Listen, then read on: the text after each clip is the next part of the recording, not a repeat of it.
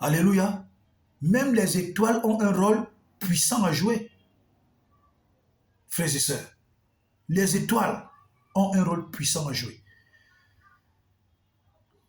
Passons maintenant le huitième mystère du combat spirituel, ce sont les lieux forts. Les lieux forts. Oui, frères et sœurs, les lieux forts. Quand nous lisons Deutéronome 33, versets 13 à 16, vous allez lire. Vous allez voir que à ces endroits-là, Moïse a donné des ordres de bénir. Moïse a donné des ordres à ces endroits-là de bénir. Si Moïse, qui était serviteur de Dieu, a donné des ordres à ces endroits-là de bénir, donc ça veut dire que les serviteurs du diable sont capables de donner des ordres à ces endroits-là, de retenir des bénédictions des gens. Ah oui? Ah oui, hein? Je vais vous raconter un rêve qui a été fait par une de mes connaissances proches, que j'aime bien. Un jour, le gars prend un travail spirituel. Rien ne marchait dans sa vie. Tout était bloqué. Tout. Le gars souffrait. Il prend un travail spirituel, jeûne et prière.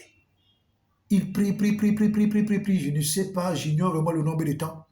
Mais à un moment, quand il tirait vers la fin de son programme de prière, Dieu le prend spirituellement et Dieu l'amène dans le lieu fort de son village. Un lieu barricadé avec une grande clôture. Dieu lui dit, prends cette échelle, pose. Il prend l'échelle, il pose. Dieu lui dit, bon, il monte. Il monte.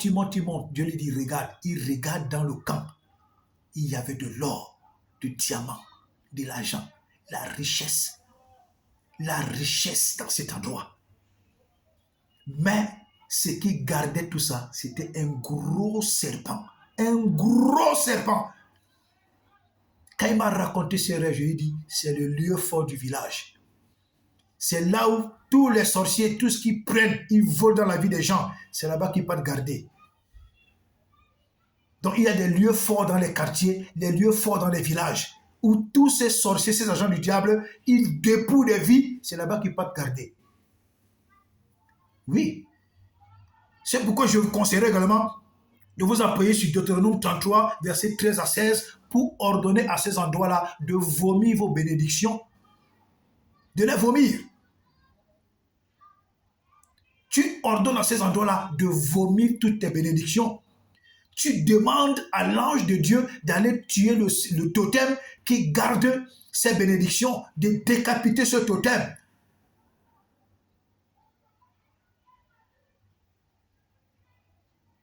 Tu ordonnes à l'armée du ciel d'aller récupérer toutes tes bénédictions et de les apporter dans ta vie.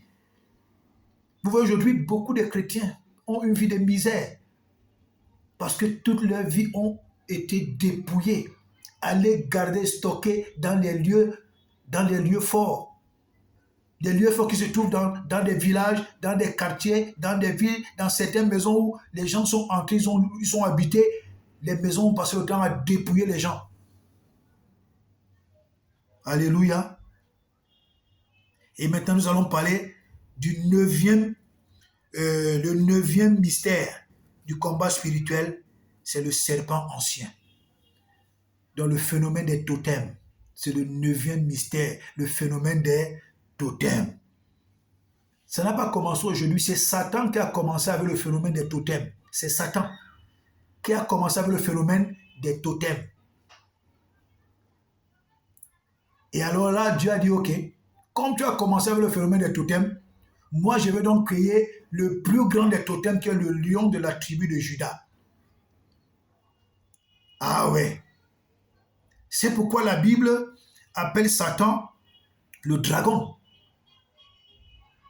Elle appelle Satan qui? Le dragon. Elle appelle Satan qui? Le serpent ancien. Pourtant, c'est un esprit. Mais pourquoi il est assimilé au dragon serpent ancien?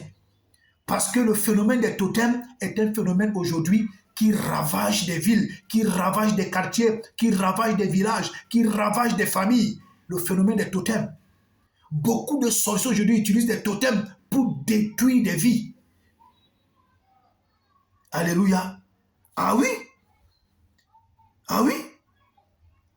Donc vraiment, prenons cela très au sérieux. Très, très au sérieux. Quand tu tues le totem de quelqu'un, c'est lui que tu as tué. Donc le sorcier que tu vois dans ton quartier, le sorcier que tu vois dans ton village, le sataniste que tu vois, il travaille avec un totem. Il travaille avec un totem. D'autres ont le serpent, d'autres ont les souris, d'autres ont la panthère, d'autres ont le lion. Bref, d'autres ont la tortue. Bref, il travaille avec un totem. Si tu veux mettre la main directement sur un sorcier, attaque son totem. Envoie le feu sur son totem. Envoie l'ange de la mort sur son totem. Envoie le catépia, la boyeuse de Dieu sur son totem. Dès que le totem est massacré là, le sorcier, c'est fini pour lui. Alléluia. Donc là, c'était là le 9e mystère du combat spirituel. Oui, Dieu nous a donné la capacité, nous qui sommes enfants de Dieu. Quand tu lis Genèse 1, verset 27 à 28, Dieu nous a donné la capacité. Il nous a créés à son image, selon sa ressemblance, pour avoir la domination. Nous avons la domination. Nous avons la capacité de dominer sur les totems, de dominer sur les œuvres du diable, de dominer sur le péché, de dominer sur l'hypocrisie, de dominer sur le mensonge, de dominer sur les pratiques du diable, de dominer sur la haine, de dominer sur la lune, le soleil, les étoiles, de dominer sur toutes ces choses, de dominer sur la terre. Nous avons la capacité de dominer parce que Dieu nous a fait à son image, selon sa ressemblance, pour dominer. Mais c'est l'inverse qui se produit aujourd'hui. Non seulement les chrétiens, même les non-chrétiens, certains se sont laissés dominer par le soleil, les étoiles, la lune, la terre. Ils se sont laissés dominer par tout. D'autres même, ils oublient qu'il est Dieu. Mais il va prendre les écorces, il dit que les écorces vont l'aider. D'autres oublient qu'ils sont Dieu. Ils partent s'affiler dans la rose comme la franc-maçonnerie, qui ne donne rien. Pourtant, ils oublient qu'ils sont Dieu. Ils ont la nature divine en eux. D'autres se laissent dominer par des choses nulles. Des choses comme... C'est-à-dire, vous voyez aujourd'hui, les hommes, l'être humain est abruti par le sexe. Abruti. Je dis abruti par le sexe. Il y a un pays en Afrique centrale, je ne vais pas citer le nom. Les citoyens de ce pays, la plupart, sont abrutis. Tous ne parlent que sexe. Ne parlent que sexe. Ne parlent que sexe. Au XXIe siècle, là où nous partons à la fin, là, des vieilles femmes, des vieux papas, des vieilles filles, des vieux hommes qui n'ont aucune pudeur, aucune honte, qui parlent du sexe du matin au soir, même devant les plateaux de télévision. Aucune honte. C'est que ces hommes n'ont plus de cœur, n'ont plus de morale, n'ont plus de mentalité. Des animaux habillés en veste, en cravate, j'ai dit des animaux. Des êtres humains qui sont descendus plus bas que des animaux. Pour quelqu'un qui réfléchit, quand il vous regarde, vous n'avez aucune valeur. Ceux qui vous donnent la valeur, c'est des gens qui... Peut-être dans les têtes, là, il n'y a pas de l'eau. Il y a de l'eau dans les têtes. En tout cas, vous n'êtes pas important. Donc je veux clôturer en disant, je vais te donner une petite clé de prière. Si tu dors dans la nuit et que tu constates que quelqu'un s'attaque toujours à tes veines, tu constates que tu perds le sang, tu as des anémies bizarres, tu ne sais pas où ça vient. Tu constates que tu fais constamment des fausses couches. Ou bien tu avais donné ton sang à quelqu'un. Ou bien tu avais fait l'amour avec quelqu'un pendant que tu étais en période de menstru. Et qu'à partir de là, la personne trafique ta vie. Ou bien quelque part, il y a des gens qui boivent le sang de la famille. Fais juste ces petites prières. Tu vas dire d'abord, Seigneur Jésus, je te reconnais comme mon sauveur, mon Seigneur et ma moitié personnelle. Je te demande pardon de tous mes péchés. Fais de moi ton enfant. Merci Jésus parce que tu m'as sauvé et que tu as inscrit mon nom dans ton livre de vie. Seigneur Jésus, à partir d'aujourd'hui, ma vie t'appartient. Tous les domaines de ma vie t'appartiennent au nom de Jésus.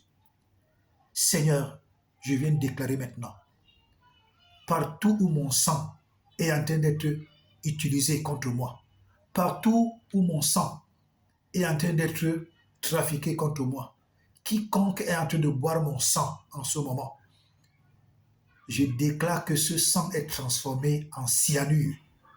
Donc le cyanure, c'est un poison très violent. Je déclare que ce sang est transformé en cyanure, est transformé en poison. Et je décide et je proclame maintenant que ce sang dans le corps de toutes ces personnes est en train de les détruire, est en train de les massacrer, est en train de les réduire en néant, est en train de les tuer au nom de Jésus. Quiconque boit mon sang devient dans son corps du cyanure et du poison pour sa mort physique et spirituelle avec action immédiate au nom de Jésus. Quiconque boit mon sang ou trafique mon sang, Dieu de gloire, je déclare qu'il meurt comme Hérode dans Acte 12, qu'il commence à pourrir vivant, qu'il commence à pourrir vivant, qu'il commence à pourrir vivant. Je déclare cette sentence, elle est scellée dans le ciel et sur la terre avec action immédiate au nom de Jésus. Fais cette prière tous les jours. Fais cette prière tous les jours. Amen. À un moment même, tu peux prendre un jeûne de prière, même de 21 jours. Tu déclares seulement la toute petite prière, si tu vas voir. Ta vie sera restaurée. Ok. Bien-aimés, nous avons fini avec notre thématique d'aujourd'hui sur les 9 mystères du combat spirituel. Que Dieu vous bénisse, que Dieu vous garde. N'oubliez pas de partager. Shalom. Ça, c'est la deuxième partie. La première vidéo a été coupée. Donc ça, c'est la deuxième partie. Donc, que Dieu vous bénisse, que Dieu vous garde. Bye.